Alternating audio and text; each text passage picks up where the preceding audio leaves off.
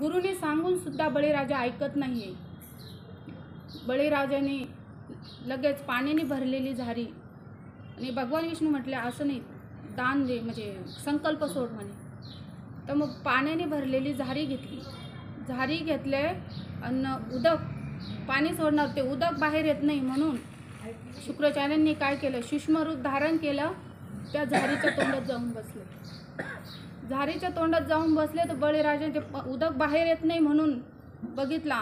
त्याने अंतर्ज्ञानाने बघितलं की हे कटकारस्थान शुक्राचार्यांचे, म्हणून त्यांनी दर्भाची काडी घेतली व त्या झारीच्या तोंडात टाकली.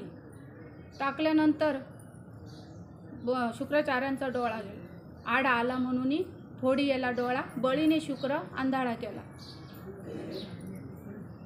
तर शुक्राचार्य बाहेर आले, उदक सोडलं, संकल्प सोडला. त्यानंतर दान दिले. भगवान विष्णूंनी पहिलं पाऊल पृथ्वीवर ठेवलं, दुसरं पाताळात नाही, स्वर्गात ठेवलं, दुसरं पृथ्वीवर ठेवलं. हां, तर मग वामन रूपातील भगवान श्री विष्णू बळीराजाला म्हणतात की आता तिसरं पाऊल कुठं ठेवू बळी. त्यावर बळीराजाने आपलं मस्तक पुढं केलं. मस्तक पुढं केलं बळीराजाने. भगवान विष्णूने मस्तकावर पाऊल ठेवताच बळी पाताळात गेला. बळी पाताळात गेला, बळीचा उद्धार झाला. भगवंताला बळीचा उद्धारच करायचा होता, पण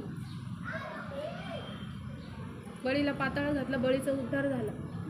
भगवान विष्णू वामन आला, ते वामन रूपातील भगवान विष्णू बळीराजाला म्हणतात की बळीराजा, तुझा 100वा यज्ञ पूर्ण झाला.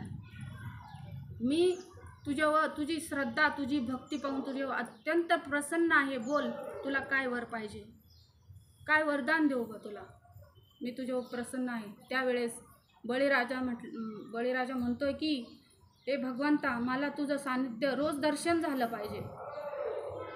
तर द्वारपाल बळी द्वारी झाला. बळीच्या दारामध्ये द्वारपाल म्हणून भगवान विष्णू राहिले. द्वारपाल बळी द्वारी झाला.